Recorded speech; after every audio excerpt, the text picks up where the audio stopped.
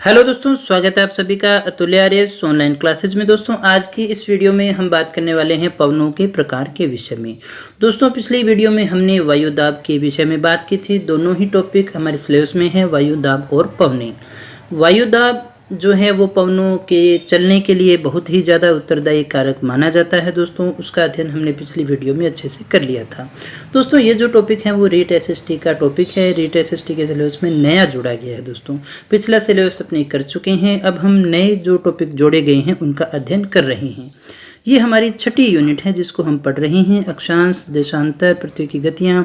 इसमें से वायु दाब को अपने देख चुके थे। आज अपने पवनों के विषय में बात करने वाले हैं। पवनें किसे कहते हैं और ये कितने प्रकार की होती है, सारी तथ्य आज अपने पूरे अच्छे से डिस्कस करने वाले हैं।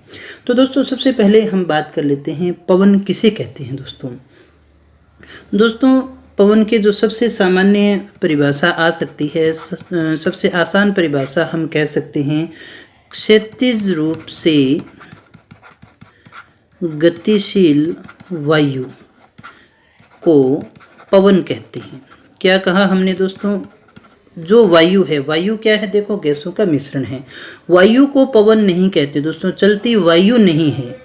चलती क्या है दोस्तों? पवन चलती है। और क्षैतिज रूप से यानी इस रूप से जो चलती है, इधर या उधर, मतलब क्षैतिज रूप से क्षितिज के अनुरूप जो पवन चलती है उसे ही हम पवन की श्रेणी में मानते हैं। जो वायु है ठहरी हुई है वो नहीं। हम कह रहे हैं वायु जो एक स्थान से दूसरे स्थान पे जा रही है, जो वायु गतिशील है उसे हम पवन के नाम से जानते हैं, उसे हम पवन कहते हैं दोस्तों। और आपने ये सुना भी होगा, क्यों चलती है पवन न तुम जानो न हम। देखो भाई, वो जाने न जाने, हम जानते हैं कि पवन चलती क्यों है। पवन चलने का सबसे बड़ा जो कारण है अपना, वो कौन सा है दोस्तों? वायु दाब है। तो सबसे पहले हमने ये देखा कि पवन किसे कहते हैं। क्षैतिज रूप से गतिशील जो वायु है उसे ही हम पवन के नाम से जानते हैं। और पवन क्यों चलती है? क्योंकि किसी एक स्थान का वायु दाब कम होता है और किसी एक स्थान का वायु दाब ज़्यादा है। दोस्तों ये हमारे पास में ए और बी दो स्थल है। यहाँ देखिएगा जो अपना वायु दाब है, दोनों तरफ इसको, यहाँ वायु दाब ज़्यादा है और यहाँ वायु दाब क्या है? कम है दोस्तों ये हमारे धरातल का कहीं या फिर प्रकृति का एक नियम ही है कि वो कहीं पर वैक्यूम नहीं छोड़ती है। अगर आपके जीवन में कोई व्यक्ति था और वो चला गया तो उसको भरने के लिए कोई ना कोई चीज़ आती भी है, कोई दूसरा आ जाता है। कोई एक वस्तु चली जाती है तो उसके स्थान पे दूसरी चीज़ आएगी। प्रकृति में कभी भी वैक्यूम नहीं रहता दोस्तों, स्थान को भरने के लिए कुछ ना कुछ आ ही जाता है, क्योंकि वो खाली स्थान जो है वो बाकी चीज़ों को क्या कर रहा है दोस्तों? आकर्षित कर रहा है। तो हवा देखिएगा हमेशा बहती है किधर से किधर की ओर? उच्च वायु दाब से निम्न वायु दाब की ओर बहती है। तो पवन किधर चलती है हमेशा दोस्तों? उच्च वायु दाब से निम्न वायु दाब की ओर चलती है। इस एक बात को आपको अच्छे से याद रखना है और इस एक से ये सारा कंसेप्ट आपका क्लियर हो जाएगा। इसके बिना आप आगे नहीं चल पाओगे। क्या कहा हमने कि पवन जो चलती है वो हमेशा उच्च वायु दाब से निम्न वायु दाब की ओर चलती है। और उच्च वायु दाब कब होता है दोस्तों? जब तापमान कैसा होता है? तापमान कम होता है। यानी तापमान कम है तो वायु दाब कैसा होगा दोस्तों? उच्च होगा। और यदि तापमान क्या है? तापमान ज़्यादा है दोस्तों, तापमान प्लस है, तो वायु दाब कैसा होगा? वायु दाब जो होगा दोस्तों वो होगा न्यून, यानी वायु दाब कम होगा यदि तापमान ज़्यादा है, क्योंकि हवा जो है वो गर्म होके फैलती है, ऊपर की ओर उठती है। यहाँ पर मान लीजिएगा तापमान ज़्यादा है तो हवा फैलेगी और ऊपर उठती है। यहाँ पर एक वैक्यूम क्रिएट होता है। और यहाँ पर देखिएगा तापमान कम है तो जो हवा है वो नीचे बैठती है। तो यहाँ पर देखिएगा ज़्यादा है तो ज़्यादा से ये चीज़ किस तरफ चल पड़ती है? कम की तरफ चल पड़ती है। और यहाँ आई फिर गर्म हो गई, फिर इस प्रकार से ये जो सीक्वेंस है इसका चलता रहता है। तो ये आपको अच्छे से याद रखना है कि पवनें हमेशा किधर से किधर चलती हैं? उच्च वायु दाब से निम्न वायु दाब की ओर चलती है दोस्तों। इसके अलावा थोड़ा सा और डिस्कस कर लेते हैं अपने, बाकी तो आगे स्लाइडों में अपने सब कुछ देखना ही है कि ये जो पवन चलती है उसकी गति को प्रभावित कौन कौन से कारक करते हैं। प्रभावित करने वाले कारक, इनको थोड़ा सा देख लेते हैं, जिसके कारण गति जो है हमारी कम या ज़्यादा होती है। जिसमें सबसे पहले आता है दाब प्रवणता। दोस्तों ये क्या होती है? दाब प्रवणता क्या होती है? दो स्थानों के वायु दाब का जो अंतर है उसे ही हम कहते हैं वायु दाब का जो अंतर है उसे हम दाब प्रवणता के नाम से जानते हैं। और ये जो दाब प्रवणता होती है वो कौन सी दिशा में होती है? क्षैतिज दिशा में होती है। दो बातें आपको याद रखनी है। इसी दाब प्रवणता को हम कहते हैं बैरोमेट्रिक ढाल, इसे ही हम कहते हैं बैरोमेट्रिक ढाल। तो दाब प्रवणता क्या है दोस्तों? दो स्थानों का हम कह सकते हैं, दो स्थानों के बीच वायु दाब का जो अंतर है उसे ही हम दाब प्रवणता कहते हैं। और ये दाब प्रवणता हमेशा क्षैतिज दिशा में होती है, इसी को हम बैरोमेट्रिक ढाल भी कहते हैं दोस्तों। किन्हीं स्थानों पर देखिएगा दाब प्रवणता ज्यादा है, जैसे ए और बी है, यानी इनका जो एयर प्रेशर है उसमें जो डिफरेंस है, वायु दाब का अंतर है, उसे हमने क्या कहा? वायु दाब प्रवणता कहा। और ये अगर ज्यादा है, मतलब इन दोनों का डिफरेंस बहुत ज्यादा है, तो जितना ज्यादा होगा पवनों की गति उतनी ही ज्यादा होगी। यानी दाब प्रवणता ज्यादा है तो गति भी क्या होगी? ज्यादा होगी। यानी हम ऐसा कह सकते हैं कि गति जो है वायु दाब प्रवणता की ज्यादा है।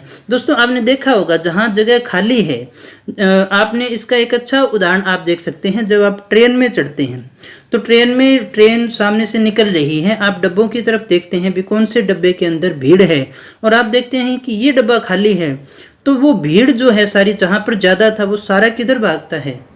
वो जो सारे लोग हैं वो किधर भागते हैं? वो सारे के सारे लोग भागते हैं जो डब्बे खाली हैं।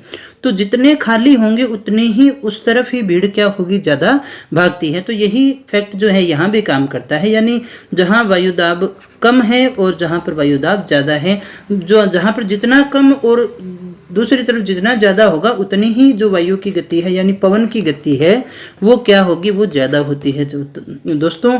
और चलती पवन है, वायु नहीं। पवन को हम कहते हैं, गतिशील वायु को अपने क्या कहते हैं दोस्तों? पवन के नाम से जानते हैं। तो पहला जो हमने इसका कारण है वो देखा, वो था हमारा दाब प्रवणता। उसके बाद में देखिएगा दूसरा अगर हम बात करें तो वो है परिभ्रमण गति। परिभ्रमण गति, पृथ्वी की जो परिभ्रमण गति है जिसे हम क्या कहते हैं दोस्तों? घूर्णन गति के नाम से भी जानते हैं। और इस गति के कारण क्या होती है? पवनें जो हैं वो विक्षेपित होती हैं। ये हमने देखा भी था, पवनें विक्षेपित होती है किस बल के कारण? कोरियोलिस बल के कारण। हमने ये देखा था पृथ्वी की घूर्णन गति के कारण कोरियोलिस बल उत्पन्न होता है, और इसी बल के कारण जो पवनें हैं वो उत्तरी गोलार्ध के अंदर अपने दाएं ओर मुड़ जाती हैं और दक्षिणी गोलार्ध के अंदर अपने किधर मुड़ती हैं? बाएं ओर मुड़ती हैं। ये आपको याद रखना होगा दोस्तों।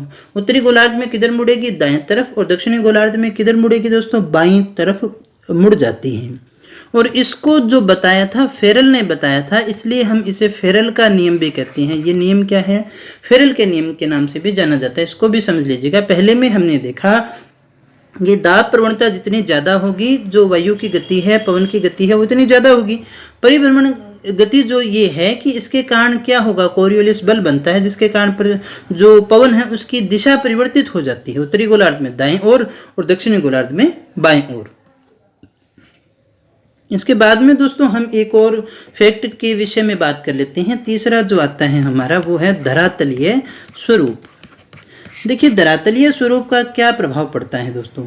धरातलीय असमानताएं जो हैं, धरातल अगर समान नहीं है, धरातल में असमानताएं हैं, तो ये गतिरोध उत्पन्न करता है। पवन की दिशा में क्या करेगा दोस्तों? पवन की स्पीड में गतिरोध उत्पन्न करता है। जैसे हम बात करें, एक तो हमारे पास में है महासागर और दूसरा है दोस्तों महाद्वीप। जब पवन जो है वो महासागर के ऊपर से गुजरती है तो देखिएगा वहां पर तो समतल है, वहां पर इतने आपको अवरोध नहीं मिलेंगे, गतिरोध नहीं होते हैं। इसके कारण स्पीड जो है वो यहाँ पर ज्यादा होगी, लेकिन महाद्वीपों में गतिरोध होता है इसलिए स्पीड क्या हो जाएगी? कम हो जाएगी।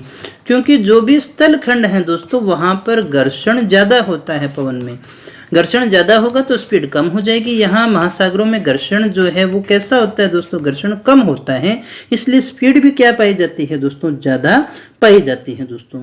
इसी कारण दक्षिणी गोलार्ध में देखा होगा आपने, पछुआ जो पवनें हैं, अभी हम उसका डिस्कस भी करेंगे, पछुआ जो पवनें हैं उनकी गति ज्यादा होती है। इसके अलावा देखिएगा दोस्तों एक दो बातें और समझ लेते हैं कि पवनों का जो नामकरण होता है, पवनों को जो नाम देते हैं, जिस दिशा से पवन आ रही है उस का ही नाम देते हैं अपने। जैसे हम कहें कोई पवन जो आ रही है पश्चिम से, तो तो हम पश्चिम से आने वाले पवन को क्या कहेंगे? पछुआ पवन कहेंगे। पूर्व से आ रही है तो उसे पूर्वा या पूर्वी पवन कहेंगे। यानी जिस दिशा से वो आ रही है उसके ही नाम से अपने इसको जानते हैं दोस्तों। और जो पवन है, पवन कितने प्रकार की हो सकती है?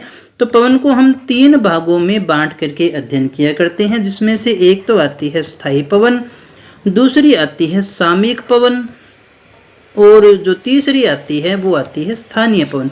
ये 3 प्रकार की पवनें होती हैं जिनका हमें अध्ययन करना है। अभी अपने इनको बारी बारी देखेंगे दोस्तों। तो चलिएगा शुरू करें हमारी आगे की बातें, जिसमें हम ये समझ लेते हैं कि पवन क्या होती है। तो गतिमान जो वायु है, और ये गति कौन सी होती है दोस्तों? क्षैतिज होती है, इसको हमें याद रखना है। इसके बाद में देखिएगा इसकी उत्पत्ति क्यों होती है? वायु दाब में अंतर के कारण होती है। अब हम बातें समझ चुके हैं तो हमें ज्यादा समय नहीं लगेगा दोस्तों। तो पवन किसे कहते हैं? गतिशील वायु जो है, क्षैतिज गतिशील है, उसे पवन कहते हैं। और इसकी जो उत्पत्ति है वो वायु दाब में अंतर के कारण होती है दोस्तों। इसके बाद में देखिएगा पृथ्वी की प्रति इकाई क्षेत्र पर वायु के पड़ने वाले भार को हम क्या कहते हैं? वायुदाब कहते हैं। वायु का जो भार है उसी को हमने वायुदाब कहा था। पिछली वीडियो में हमने पूरा डिस्कस किया था, अगर आपने नहीं देखा है तो उसको देख लीजिएगा। जहां वायु नीचे बैठती है, भारी होगी तो नीचे बैठेगी, तो वहां वायुदाब क्षेत्र होता है। जहां उच्च वायुदाब क्षेत्र होता है दोस्तों, यहाँ आप देखिएगा उच्च कर लीजिएगा। और जहां ऊपर उठती है वहां निम्न वायुदाब का विकास होता है। जहां वायु नीचे बैठ रही है, ठंडी होगी, वो नीचे बैठेगी तो वहां पर उच्च वायुदाब होगा, क्योंकि दबाव ज्यादा पड़ रहा है। लेकिन जहां पर ऊपर उठती है, हल्की चीजें ऊपर उठती हैं, इसलिए वो वायुदाब क्या होगा दोस्तों? वहां पर वायुदाब न्यून होगा दोस्तों। इसके बाद में दोस्तों क्षैतिज पवनें जो है हमारी उच्च वायुदाब से निम्न वायुदाब की ओर चलती है। ये नियम है, इसी प्रकार से चलेंगी। हालांकि केवल एक यही कारण नहीं है, कुछ और इनको प्रभावित करने वाले कारक अपने ले सकते हैं, लेकिन पवनें सदैव उच्च वायुदाब से निम्न वायुदाब की ओर चलती हैं। पवनों के प्रकार कौन कौन से हो सकते हैं दोस्तों? स्थायी पवनें हैं, सामयिक पवनें हैं और स्थानीय पवनें हैं। तो 3 प्रकार की पवनों का हमें अध्ययन करना है दोस्तों। कौन कौन सी हैं? स्थायी पवनें हैं, सामयिक पवनें हैं और स्थानीय पवनें हैं। ये इतने प्रकार की पवनें हैं जिनको हमें पढ़ना है। तो सबसे पहले हम बात करते हैं स्थायी पवनों की। स्थायी पवनें कौन सी होती हैं दोस्तों? जो ऐसी पवनें हैं वर्ष भर एक ही दिशा में चलते हैं। यानी उनकी दिशा कैसी होती है दोस्तों? उनकी दिशा निश्चित होती है, वर्ष भर एक निश्चित दिशा में चलती है, एक निश्चित सीक्वेंस में चलती हैं, इसलिए हम इन्हें स्थायी पवनें कहते हैं। उसके अन्य नाम अगर हम कहें तो वो हो गया प्रचलित पवनें। इसको हम और क्या कहते हैं? कह सकते हैं प्रचलित पवन कह सकते हैं। इसको हम ग्रहीय पवन भी कह सकते हैं। इसका और नाम आ सकता है भूमंडलीय पवन, ये भी हम इसको कहते हैं। इसके अलावा दोस्तों देखिएगा सनातनी पवन है, ये भी इसी का एक रूप माना जाता है, इसे ही अपने कहते हैं। आगे बढ़ें तो देखिएगा दोस्तों, सबसे पहले स्थायी पवनों को प्रचलित पवनें भी कहते हैं। इस प्रकार की पवनों को वायुमंडल का प्राथमिक परिसंचरण तंत्र माना जाता है। यह आधारभूत पवनें होती हैं, इन्हीं से जो है हमारी पृथ्वी को आधार मिलता है और ये क्षैतिज रूप से प्रवाहित होती है दोस्तों। स्थायी पवनें क्यों चलती हैं? क्योंकि पृथ्वी की घूर्णन गति है, उसके प्रभाव से ये विकसित हो जाती हैं। इन पवनों का विकास अस्थायी वायुदाब पेटियां जो हैं, पेटियां, इसको पेटियां कर लेना दोस्तों। अस्थायी वायुदाब पेटियों में उच्च वायुदाब से निम्न वायुदाब की दिशा में होता है दोस्तों। इसके बाद में देखिएगा दोस्तों, इस तरह की पवनें जो हैं वो साल भर चलते हैं। वर्ष भर क्या है दोस्तों? एक ही दिशा में चलती हैं। वर्ष भर ये पवनें किधर चलती हैं? एक ही दिशा में चलती हैं, इसलिए इनको हम स्थायी पवनों के नाम से जानते हैं। साल भर चलती हैं। इन पवनों में विश्व के बड़े क्षेत्र शामिल हैं। जो बड़ा एरिया है वो ज़्यादातर स्थायी पवनों के क्षेत्र में ही आता है दोस्तों। महाद्वीपों के विस्तृत क्षेत्र और महासागरों पर भी ये पवन चलते हैं, सभी जगह चलती हैं। प्रकृति में ये स्थायी होती हैं, इनकी दिशा वगैरह ज़्यादा कोई परिवर्तित नहीं होती है, इसलिए हम इन्हें स्थायी पवनें कहते हैं दोस्तों। इसके बाद में दोस्तों स्थायी पवनों के प्रकारों के विषय में बात कर ले। स्थायी पवनें कौन कौन से प्रकार की होती हैं? 3 प्रकार की, व्यापारिक पवनें, पछुआ पवनें और ध्रुवीय पवनें। तो स्थायी पवनें जो हैं वो कितने प्रकार की होती हैं दोस्तों? 3 प्रकार की होती हैं, व्यापारिक पवनें, पछुआ पवनें और ध्रुवीय पवनें। इसके बाद में दोस्तों हम बात कर लेते हैं व्यापारिक पवनों की कौन कौन सी होती हैं। अगर आप इस डायग्राम को समझ लेंगे, ये एक डायग्राम आपको बनाना आना चाहिए, फिर आपको किसी प्रकार की पवन याद करने की आवश्यकता नहीं होती है दोस्तों। ये देखिएगा, ये पेटियां हमने पढ़ी थी, वायुदाब की पेटियां, आपको अच्छे से याद होगा। तो दोस्तों यहाँ पर देखिएगा, ये है हमारी कौन सी पेटी, निम्न वायु दाब की पेटी। निम्न वायु दाब की पेटी कौन क्यों है दोस्तों, क्योंकि यहाँ पर तापमान ज्यादा है, इसलिए यहाँ पर हमें क्या मिलता है दोस्तों, ये हमारी जो पेटी है इसे हम कहते हैं भूमध्य रेखीय, भूमध्य रेखीय निम्न वायु दाब की पेटी। तो यहाँ पर लो है, लो इसलिए क्योंकि टेम्परेचर यहाँ पर ज्यादा रहता है। और ये जो पेटी है, ये जो पेटी है दोस्तों, ये कौन सी है, दोनों ही क्षेत्रों में है। ये हमारी पेटी है वो हाई प्रेशर की है, कौन सी है, उपोष्ण उच्च वायुदाब पेटी। ये कौन सी पेटी थी दोस्तों, उपोष्ण उच्च वायुदाब की पेटी। और यहाँ भी कौन सा है दोस्तों, यहाँ भी है हमारा उपोष्ण उच्च वायुदाब। ये उपोष्ण उच्च वायुदाब की दोनों पेटियां हैं दोस्तों। अब देखिएगा, यहाँ उच्च वायुदाब है, हाई प्रेशर है, यहाँ है लो। तो पवनें किधर चलनी चाहिए दोस्तों, ये एचपी का ही है, तो यहाँ से इधर ही चलेंगी ना। अब इनकी दिशा मुड़ी है पृथ्वी के घूर्णन के कारण, तो इस तरह से आती है। फिर यहाँ देखिएगा दोस्तों, यहाँ ये जो क्षेत्र है 60 डिग्री वाला, ये 60 डिग्री वाला कौन सा था दोस्तों, आपको याद होगा, उपध्रुवीय निम्न वायुदाब पेटी थी दोस्तों। ये कौन सी थी, उपध्रुवीय निम्न वायुदाब पेटी थी दोस्तों। तो ये निम्न वायुदाब की है, ये ध्रुवीय उच्च वायुदाब है, यहाँ पर उच्च वायुदाब है, यहाँ लो प्रेशर है, एचपी है। यहाँ पर देखिए कौन सा है, ये निम्न वायुदाब है, कौन सा, उपध्रुवीय निम्न वायुदाब का। तो हाई से किधर जाएगी, लो की ओर जाएगी। यहाँ हाई है तो फिर किधर जाएगी दोस्तों, लो की ओर जाएगी। तो इस प्रकार से ये पवनें चलती हैं दोस्तों। यहाँ हमें जो विशेषता इसमें याद रखने वाली बात है, आपको वो रखना है कि कौन सी पवनें हैं। तो ये जो पवनें होंगी हमारी, ये वाली जो पवनें हैं, इन्हें हम कहते हैं व्यापारिक पवनें। तो व्यापारिक पवनें कौन सी हैं, उपोष्ण उच्च वायुदाब की जो पेटी है हमारी, ये कौन सी थी, उपोष्ण उच्च वायुदाब की पेटी से निम्न वायुदाब की पेटी की तरफ, लो प्रेशर की तरफ जो चलती हैं, इन्हें अपने व्यापारिक पवनें कहते हैं। ये सीधी न चल करके देखिएगा, इनकी दिशा मुड़ जाती है, ये सीधी नहीं चलती है। हम इन्हें व्यापारिक पवनें क्यों कहते हैं, क्योंकि ये प्राचीन काल में देखिएगा, पाल युक्त जब पानी के जहाज आते थे तो उनको व्यापार करने में सुविधा होती थी, इसलिए हम इन्हें व्यापारिक पवनों के नाम से जानते हैं। यहाँ जो आपसे प्रश्न पूछा जा सकता है, ये देखिएगा इस तरह से चल रही है उत्तरी गोलार्ध में और इस तरह से चल रही है दक्षिणी गोलार्ध में, तो इनकी दिशा कौन सी होती है, यही आपसे पूछा जा सकता है। देखिएगा दोस्तों, ये किधर से आ रही है, अगर उत्तरी गोलार्ध में हम बात करें तो ये आ रही है हमारा, ये हमारा उत्तर है और ये हमारा पूर्व है दोस्तों। कहाँ से आ रही है, उत्तर पूर्व। तो व्यापारिक पवनों की जो अपनी दिशा उत्तरी गोलार्ध में होगी वो कौन सी होगी, उत्तरी पूर्वी हो गई। लेकिन दक्षिण में बात करें तो ऐसे जा रही है, तो यहाँ पर आप देखिएगा कौन सी होगी दोस्तों, ये आपका पूर्व हो गया, ये आपका दक्षिण हो गया। तो दक्षिणी गोलार्ध में कौन सी होगी दोस्तों, दक्षिणी पूर्वी दिशा से चलती है, इसलिए हम इनको दक्षिणी पूर्वी पवन कहते हैं। यही चीज आपको सबसे ज्यादा टिपिकल भी लगेगी, यही ज्यादा नुकसान भी देती है। तो ये एक डायग्राम अगर आप बनाना सीख लेंगे तो किसी प्रकार की आपको दिक्कत होने वाली नहीं है। फिर देखिएगा पछुआ पवनें, पछुआ पवनें 30 से 60 डिग्री के बीच में चल रही हैं। पछुआ पवनें कहाँ चल रही है दोस्तों, 30 से 60 डिग्री के, आप इसको डिग्री के हिसाब से भी याद रख सकते हैं। 0 से 30 के बीच में आप इसको ले सकते हैं, या फिर 5 से 30 के बीच में कौन सी थी, व्यापारिक, दोनों गोलार्धों में। 30 से 60 के बीच में कौन सी चल रही हैं, पछुआ पवनें, क्योंकि इनकी दिशा कौन सी है, देखो पश्चिम से है ना, ये कौन सा हो गया दोस्तों, पश्चिम, दक्षिण पश्चिम से आ तो रही है लेकिन मुख्य कौन सा हो गया, दक्षिण है, तो इसलिए इनको पछुआ पवनों के नाम से जानते हैं, क्योंकि ये पश्चिम से आती हैं। और फिर उसके बाद में ध्रुवों से जो आ रही हैं उन्हें हम ध्रुवीय पवनों के नाम से जानते हैं दोस्तों। तो ये हमारी व्यापारिक पवनें हैं। धीरे धीरे ये सारी चीजें हमारी समझ में आ जाएगी, याद भी रह जाएगी। इसको अच्छे से डायग्राम को अपनी कॉपी में बना के देखना है। बस यहाँ पर आपको सिर्फ इतना काम करना है इन पवनों को समझने के लिए कि आप इस डायग्राम को बार बार बना करके देखें, आपका काम हो जाएगा दोस्तों। आगे हम बात कर लेते हैं व्यापारिक पवनें क्या हैं। तो दोस्तों पूर्वी पवनें या व्यापारिक पवनें उपोष्ण उच्च वायुदाब क्षेत्रों से विषुवत रेखीय निम्न वायुदाब क्षेत्रों की ओर चलती हैं। ये देखिएगा कौन सी पवनें थी, व्यापारिक पवनें, जो हमने कहा 5 से 30 के बीच में चलती हैं दोस्तों। यानी ये जो हमारी उपोष्ण उच्च वायुदाब की पेटी थी, यहाँ से देखिएगा किधर से किधर आ रही है, ऊपर से नीचे की ओर। आप इसको 30 से 35, ये चेंज होती रहती है दोस्तों, इसको कोई फिक्स मान के मत चलिएगा। ये नीचे की तरफ आ रही हैं, तो कौन सी दिशा है आप देख सकते हैं अच्छे से। इसके बाद में दोस्तों इन्हें ट्रेड विंड भी कहते हैं। ट्रेड विंड इसलिए क्योंकि जर्मन भाषा का शब्द है ट्रेड, जिसका अर्थ होता है पथ।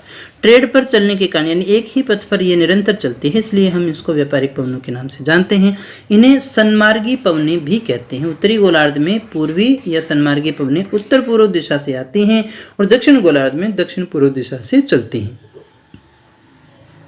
उष्ण कटिबंधीय क्षेत्र में ये विशेषता देखिएगा पूर्व दिशा से चलती हैं, इसलिए इन्हें हम उष्ण कटिबंधीय पूर्वी पवनें भी कहते हैं। तो यहाँ जो आपसे प्रश्न पूछा जा सकता है, व्यापारी पवनें एक तो कौन से देशांतर में चलती हैं, दूसरा आपसे ये पूछा जा सकता है कि इनकी डायरेक्शन कौन सी होती है उत्तरी गोलार्ध में और दक्षिणी गोलार्ध में, जो आपको सबसे ज्यादा याद रखना है। ये पवनें पूर्वी दिशा से आरंभ होती हैं, इसलिए इन्हें पूर्वी पवनें भी कहते हैं। पूर्वी पवनों के कारण ही महाद्वीप के पूर्वी तटों पर वर्षा होती है, इन्हीं के कारण पूर्वी तटों पर वर्षा होती है दोस्तों। इन पवनों के कारण ही उष्ण कटिबंधीय चक्रवात जो है वो महाद्वीपों के पूर्वी तट से टकराते हैं।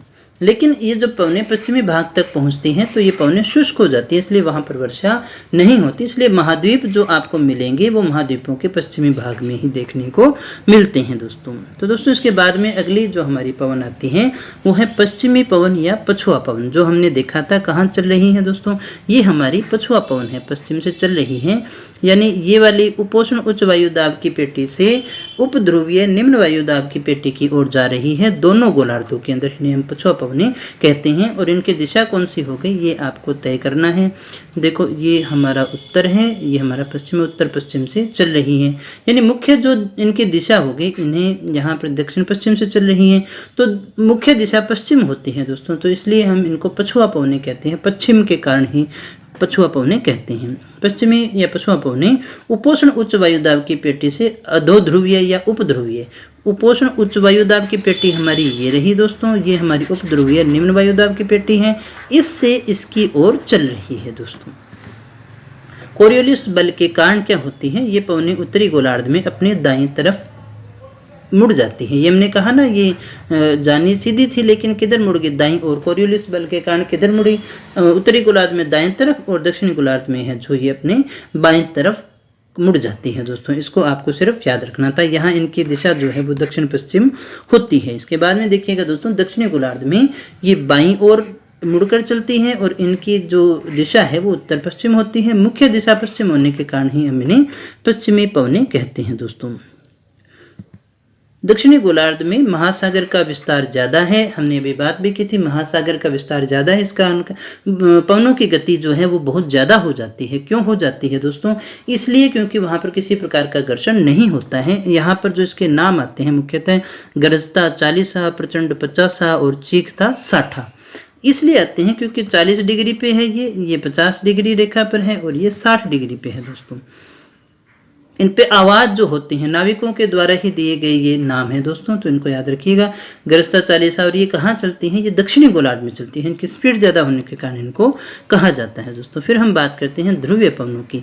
ये शुष्क और ठंडी प्रचलित पवनें हैं दोस्तों। यहाँ देख सकते हैं आप किधर से चलेंगी, ये हमारा ध्रुव रह गया, हाई प्रेशर है क्योंकि शीतलता बहुत ज्यादा है यहाँ पर, इसलिए यहाँ से जो अपना लो प्रेशर है इधर चलते हैं उच्च वायुदाब से निम्न वायुदाबीय क्षेत्र की ओर। यहाँ पर दोनों तरफ आप इसको अच्छे से देख सकते हैं।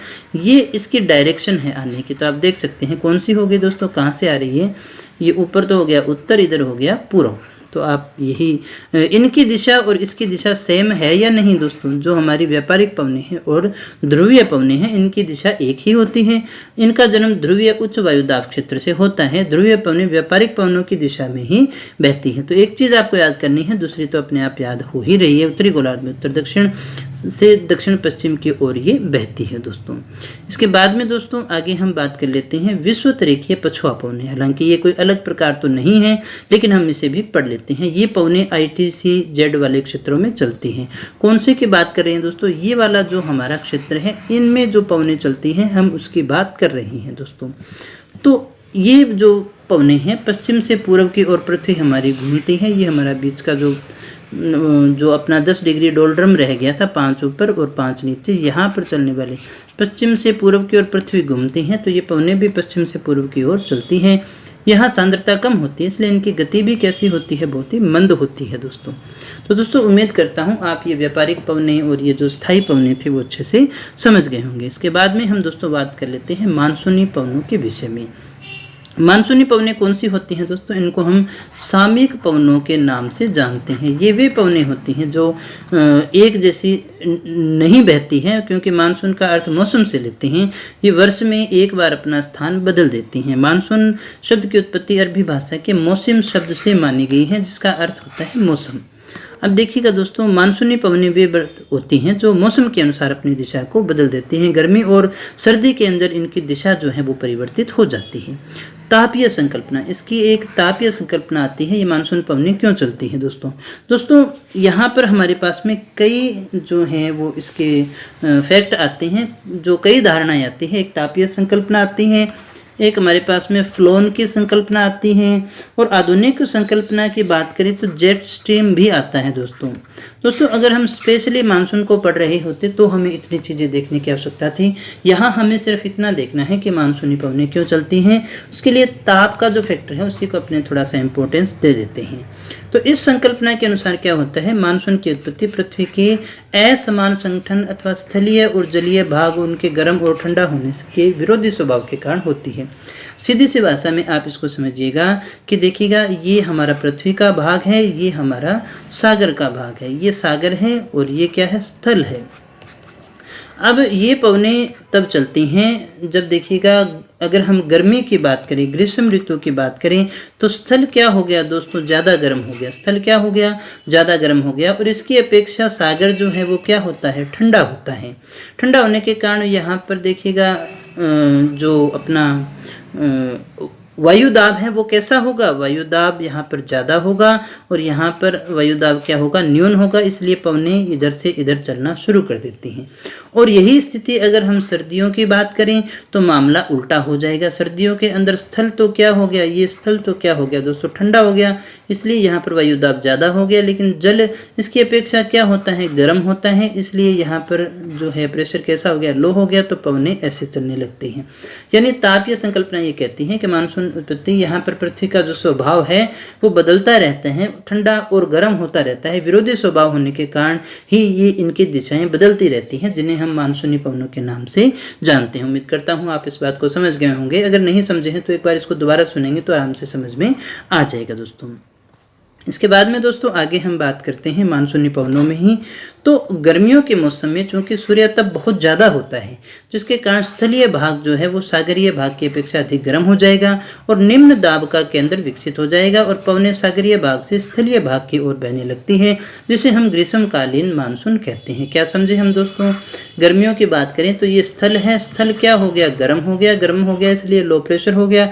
ये सागर है, ये अपेक्षाकृत ठंडा रहेगा, इसलिए यहाँ पर हाई प्रेशर हो गया, ये इधर जाता है।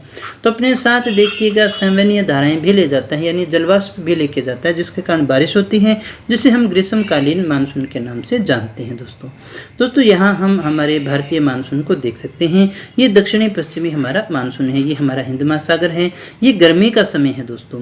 जब क्या होगा दोस्तों, यहाँ पर जो है लो प्रेशर विकसित होता है अपना, विशेषतः थार के मरुस्थल के अंदर जो हमारी ITCZ है कर्क रेखा पर पहुँच जाती है, यहाँ तक पहुँच जाती है दोस्तों। ये ITCZ जो अपना है वो कर्क रेखा पर पहुंच जाता है, सूर्य यानी कर्क रेखा पर चमकता है, तो यहाँ पर गर्मी बहुत ज़्यादा है, इसलिए लो प्रेशर विकसित होता है। क्योंकि तापमान अगर ज़्यादा है तो लो प्रेशर होगा और यहाँ पर हाई प्रेशर है दोस्तों, इसलिए पवनें इस दिशा से इधर चलनी शुरू हो जाती हैं। यही हमारा दक्षिणी पश्चिमी मानसून के नाम से जाना जाता है और यही हमारी जो स्थिति है वो सर्दियों में उलट हो जाती है। सर्दियों में क्या हुआ दोस्तों, ये जो भाग है स्थल का वो ठंडा हो गया, क्योंकि सूर्य तो मकर रेखा की तरफ चला गया है दोस्तों। इस यहाँ पर सूर्य की किरणें तीखी हैं दोस्तों, टेढ़ी हैं दोस्तों, तो यहाँ पर इसलिए क्या होगा, सूर्य की किरणें टेढ़ी होने के कारण यहाँ पर जो है वो हाई प्रेशर विकसित हो जाएगा, क्योंकि यहाँ पर टेम्परेचर क्या है, कम है। इसकी अपेक्षाकृत यहाँ पर टेम्परेचर ज़्यादा है, इसलिए लो प्रेशर हो गया, इसलिए ये पवनें इस दिशा से नीचे आने शुरू हो जाती हैं, जिन्हें हम मानसूनी पवनों के नाम से जानते हैं, ग्रीष्मकालीन और शीतकालीन। सर्दियों में सूर्य के दक्षिणायन होने के कारण स्थलीय भाग उच्च वायुदाब के केंद्र बन जाते हैं तथा सागरीय भाग निम्न दाब के केंद्र। परिणाम स्वरूप स्थलीय भाग से सागरों की ओर हवाएं चलने लगती हैं, जिसे हम शीतकालीन मानसून के नाम से जानते हैं दोस्तों। तो ये हमारा शीतकालीन मानसून हो गया, ये हमारा ग्रीष्मकालीन मानसून है दोस्तों। इसे ही हम उत्तरी पूर्वी मानसून भी कहते हैं, क्योंकि इसकी दिशा कौन सी होगी दोस्तों, उत्तर पूर्व है, इसलिए हम इसे उत्तर पूर्वी मानसून भी कहते हैं। इसके बाद में हम दोस्तों बात करते हैं जल समीर और स्थल समीर के विषय में। जल समीर क्या किसे कहते हैं और स्थल समीर किसे कहते हैं, तो इसे समझ लेते हैं। सबसे पहले हम देखिएगा, जल की अपेक्षा स्थलीय भाग जल्दी गर्म या जल्दी ठंडा हो जाता है। ये एक दिवसीय बात होती है, 24 घंटे की बात है दोस्तों। जल की अपेक्षा स्थलीय भाग जो है वो जल्दी गर्म हो जाता है या फिर ठंडा हो जाता है। इसी कारण जल और स्थल के बीच विपरीत दाब परिस्थितियां पाई जाती हैं, जिसके कारण इन क्षेत्रों में पवनें चलती हैं। तो दोस्तों जल समीर हम किसे कहेंगे, यहाँ हम पहले डायग्राम को देख लेते हैं। जल समीर हम किसे कहेंगे दोस्तों, देखिएगा दोस्तों, ये दिन है। दिन के अंदर क्या होगा दोस्तों, दिन के अंदर सूर्य तप रहा है, सूर्य तप रहा है।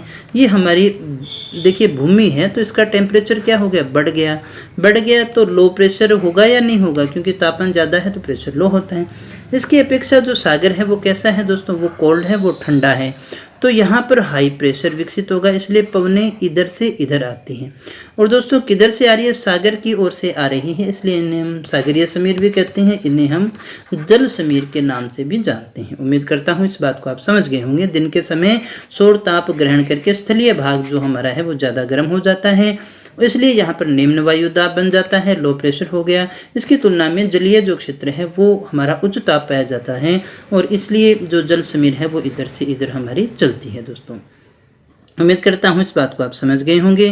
तो यही इसका विपरीत आता है स्थल समीर। देखिएगा दोस्तों, स्थल समीर में क्या होता है, इसका थोड़ा सा उल्टा हो गया दोस्तों। जो हमारी जल समीर था ये रात की स्थिति है दोस्तों, रात में चंद्रमा निकला हुआ है। अब रात है तो ये स्थल कैसा हो गया दोस्तों, स्थल कैसा हो गया, ठंडा है। तो टेम्परेचर कैसा है दोस्तों, कम है, तो प्रेशर कैसा होगा, एयर प्रेशर हाई हो गया, तो उच्च वायु दाब यहाँ पर विकसित हो जाता है। लेकिन इसकी अपेक्षा सागर कैसा है दोस्तों, सागर गर्म है, यानी टेम्परेचर यहाँ ज़्यादा है, तो एयर प्रेशर कैसा होगा, लो होगा, यहाँ पर एलपी विकसित होता है। यहाँ लो प्रेशर है, यहाँ हाई प्रेशर है, तो पवनें इस तरफ से इस तरफ चलनी शुरू हो जाती हैं, जिन्हें हम स्थल समीर के नाम से जानते हैं। क्योंकि ये किधर से आ रही है, स्थल से। ये हमने पहले भी देखा था, जिस साइड से आ रही है वही हम नाम देते हैं। ये स्थल से आ रही है, इसलिए हम इसे स्थल समीर के नाम से जानते हैं। क्या कहा हमने, रात के समय क्या है दोस्तों, जो धरातल है वो ठंडा हो गया, तो उच्च वायु दाब हो गया। सागर इसकी बजाय थोड़ा सा क्या है दोस्तों, गर्म है, तो यहाँ पर वायु दाब कम हो गया, इसलिए उच्च वायु दाब से निम्न वायु दाब की ओर चलती है। रात को चलेगी स्थल समीर और दिन में चलेगी सागर समीर या फिर जल समीर। उम्मीद करता हूँ ये बात आप समझ गए होंगे। इसके बाद में दोस्तों ऐसे ही एक और पवन के विषय में हम बात कर लेते हैं, जिसे पर्वत समीर और घाटी समीर के नाम से जानते हैं। सबसे पहले हम देखें घाटी समीर।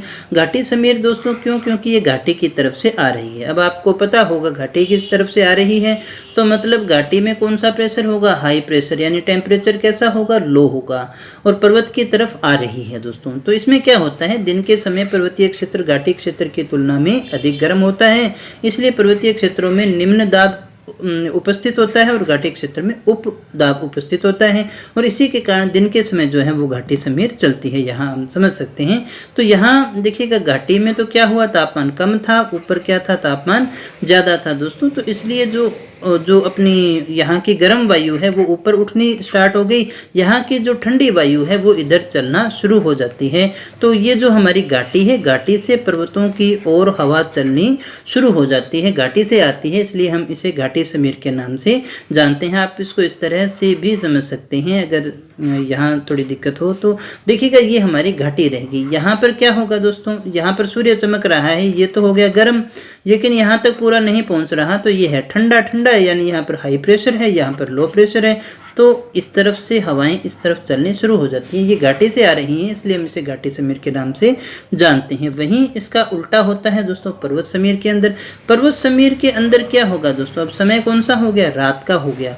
रात के अंदर ये एरिया तो क्या हो गया, ठंडा हो गया, लेकिन ये एरिया कैसा रह जाता है, गर्म, और ये रह गया ठंडा। तो यहाँ पर देखिए प्रेशर कौन सा हो गया, हाई, यहाँ पर हो गया लो, तो ऊपर से नीचे आनी शुरू हो जाती है। पर्वत से आ रही है, इसलिए हम इसे पर्वत समीर के नाम से जानते हैं। रात्रि में पर्वतीय क्षेत्र ठंडे हो जाते हैं और वहां उच्च दाब का निर्माण होता है। इसकी तुलना में घाटी क्षेत्र में निम्न वायु दाब पाया जाता है, इसलिए रात को जो है वो पर्वत समीर चलती है। यहाँ हम इस डायग्राम से इसको समझ सकते हैं दोस्तों। तो शीतल वायु यहाँ हो गई, क्योंकि ये एरिया क्या हो गया, ठंडा हो गया, लेकिन ये एरिया अपेक्षाकृत क्या है, देखिए गर्म है, गर्म हवा ऊपर उठती है, तो यहाँ वैक्यूम हो गया दोस्तों।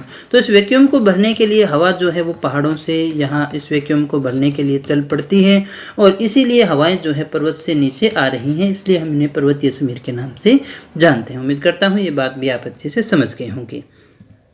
इसके बाद में दोस्तों आगे हम बात करते हैं अगले प्रकार की स्थानीय पवनें, जो किसी स्थान विशेष में चलती हैं। जो हवाएं किसी स्थान विशेष के तापमान और वायु दाब में अंतर के कारण चलती हैं, उन्हें हम स्थानीय पवनों के नाम से जानते हैं। यानी स्थान का जो अंतर है इसका वो विशेष स्थान पे ही है। जैसे कि लू है, ये जो पवनें हैं वहां चलने वाले जो प्रचलित पवनें हैं उनके विपरीत स्वभाव वाली भी हो सकती हैं।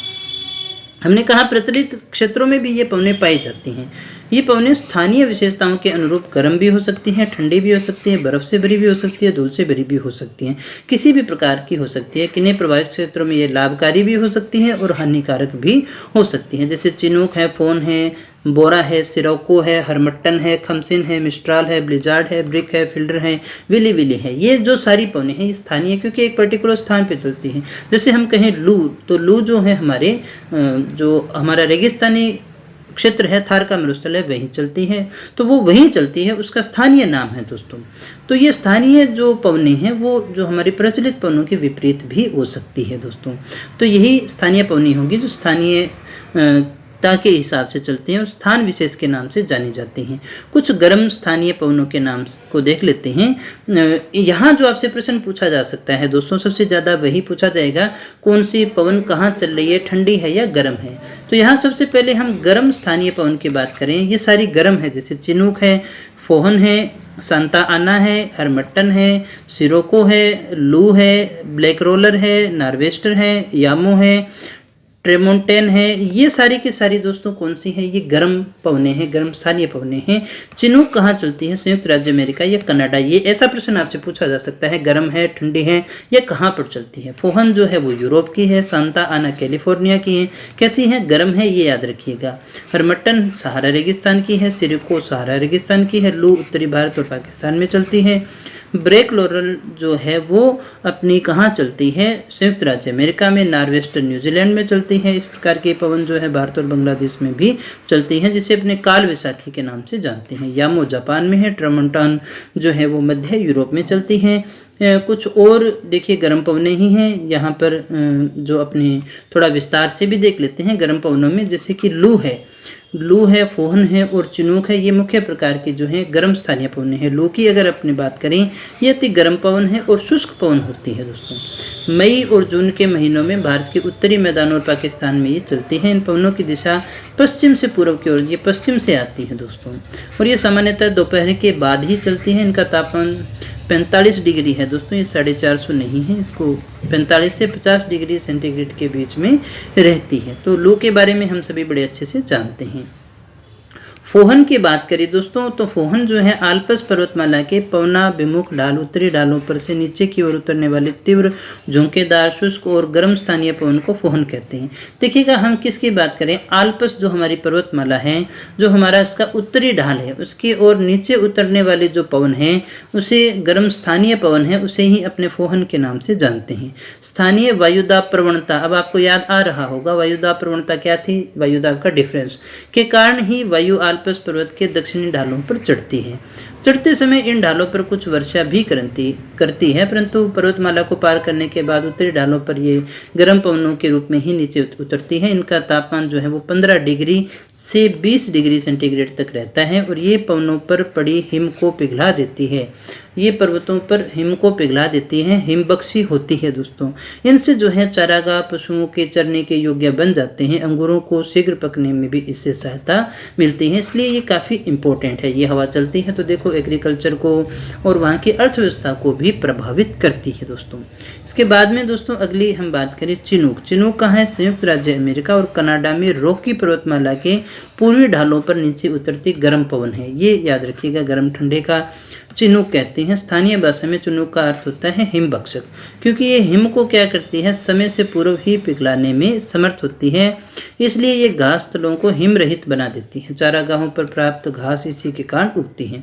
तो चिनूक कहाँ आती है दोस्तों, चिनूक जो पवन है संयुक्त राज्य और कनाडा में संबंधित है। रॉकी पर्वतमाला का जो पूर्वी ढाल है वहां से नीचे उतरती हुई एक गर्म पवन है और चिनूक का अर्थ होता है हिमभक्षक।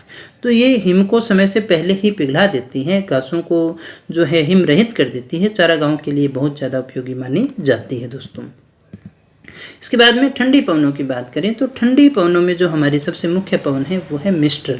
इसको याद रखिएगा, मिस्ट्रल जो पवनें हैं ये भी आल्प्स पर ही उत्पन्न होती हैं। ये फ्रांस में रोन नदी की घाटी में से होकर भूमध्य सागर की ओर चलती हैं। मिस्ट्रल बहुत ही ठंडी, शुष्क और तेज गति वाली है, इस बात को विशेषता याद रखिएगा। स्थानीय पवन है जो अपने प्रभाव क्षेत्रों का तापमान हिमांक बिंदु से भी नीचे गिरा देती है। जहाँ से ये जाती है वहाँ जो पारा है वो हिमांक बिंदु 0 डिग्री से भी नीचे ले आते हैं। इन पवनों से बचने के लिए लोग अपने बागानों के चारों ओर झाड़ियां भी लगाते हैं। लोगों के घरों के मुख्य द्वार और खिड़कियां भी भूमध्य सागर की ओर होती है, जिनसे इन ठंडी पवनों का प्रभाव कुछ कम हो सके दोस्तों। यानी घरों के मुख ही इनको चेंज करने पड़ते हैं। ये एक ठंडी पवन है, रोन नदी की घाटी में से होकर के भूमध्य सागर की ओर चलती हैं, तो इसलिए ये अपने घरों के जो मुख है वो भूमध्य सागर की ओर चलते हैं। हवा की तरफ पीठ हो गई तो ताकि इनको प्रभावशाली न हो, इतना ज़्यादा प्रभाव न हो। ठंडी होती है, शुष्क होती है और तेज गति वाली होती हैं, और इसी के कारण तापमान यहाँ का बहुत ही कम हो जाता है दोस्तों। तो दोस्तों इसके अलावा कुछ और स्थानीय पवनें हैं जिनको हम देखें। गर्म स्थानीय पवनें ये अपने पढ़ चुकी हैं सारी की सारी।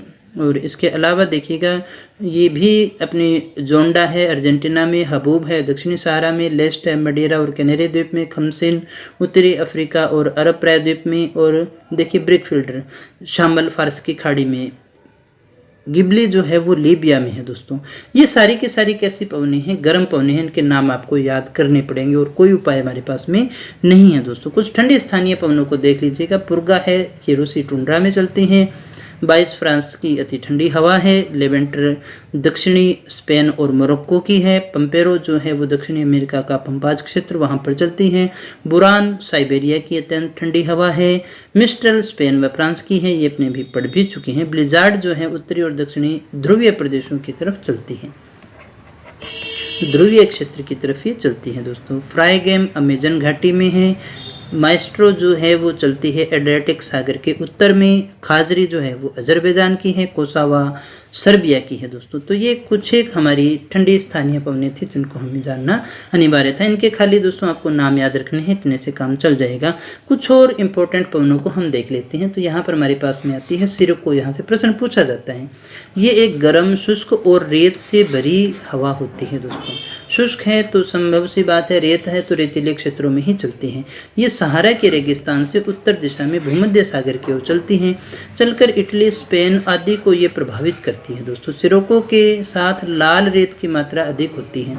जब यह भूमध्य सागर से होकर गुजरती है तो नमी धारण कर लेती है। दक्षिणी इटली में ये जो लाल मिट्टी है ये वर्षा के साथ नीचे उतरती है, इसलिए इस वर्षा को हम रक्त वर्षा के नाम से भी जानते हैं। इसलिए हम इसे क्या कहते हैं, रक्त वर्षा कहते हैं, क्योंकि हमने ये देखा सिरोको जो है अपने साथ लाल रेत की मात्रा को लेकर के आ रही है। भूमध्य सागर से गुजरेगी तो ये जो है अपने साथ में नमी भी ले लेती है, जिसके कारण वर्षा होती है। ब्लड रेन के नाम से हम इसे जानते हैं। एटलस पर्वत की उत्तरी ढाल के सहारे नीचे उतरने पर इसकी शुष्कता जो है वो थोड़ी और बढ़ जाती है, तापमान बढ़ जाती है।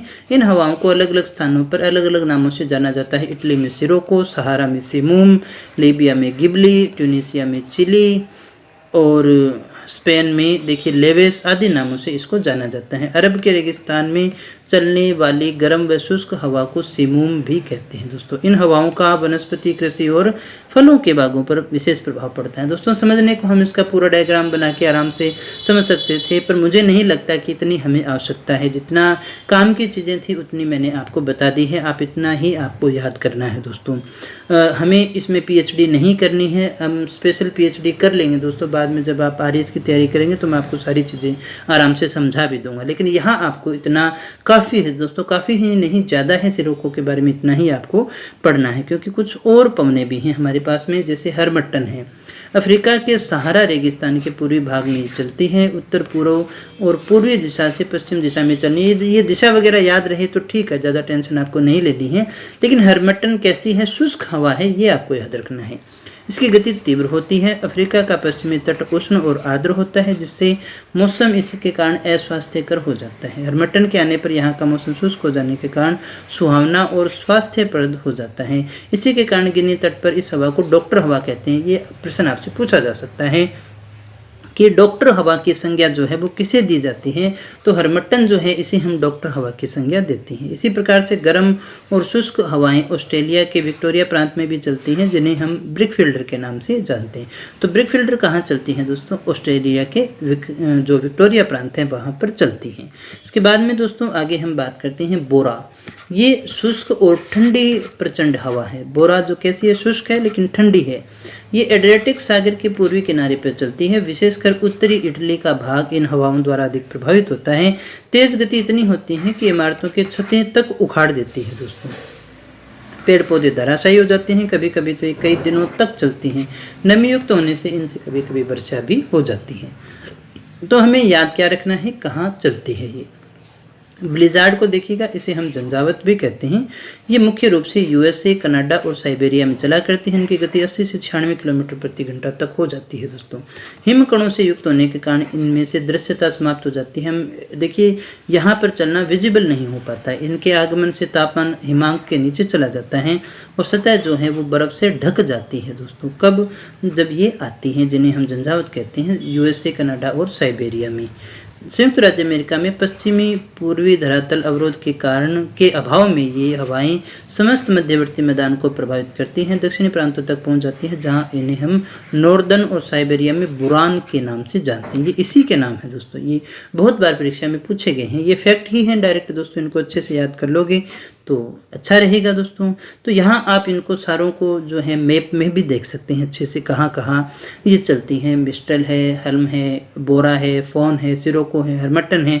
इन सभी के विषय में हमने बात की है। ब्रिकफील्डर के विषय में भी बात की है दोस्तों। पवनों के बारे में जितनी इंपॉर्टेंट जानकारी थी वो सारी की सारी मैंने आपको बता दी है। उम्मीद करता हूँ ये आपके लिए काफ़ी है, परीक्षा में आपके लिए काफ़ी ज़्यादा हेल्पफुल रहेगी दोस्तों। इसकी PDF आपको कल मिल ही जाएगी, हमेशा की तरह हमारे टेलीग्राम चैनल और हमारी ऑफिशियल वेबसाइट पर। तो दोस्तों वीडियो अच्छा लगा हो तो लाइक कर देना, दोस्तों के साथ में शेयर जरूर करना, और अभी तक सब्सक्राइब नहीं किया है तो कर लीजिएगा, क्योंकि रीड का पूरा सिलेबस केवल आपको यहीं पर मिल रहा है। तो दोस्तों फिर मिलते हैं नेक्स्ट वीडियो में नए टॉपिक के साथ। तब तक बने रहे हमारे साथ। Thank you very much.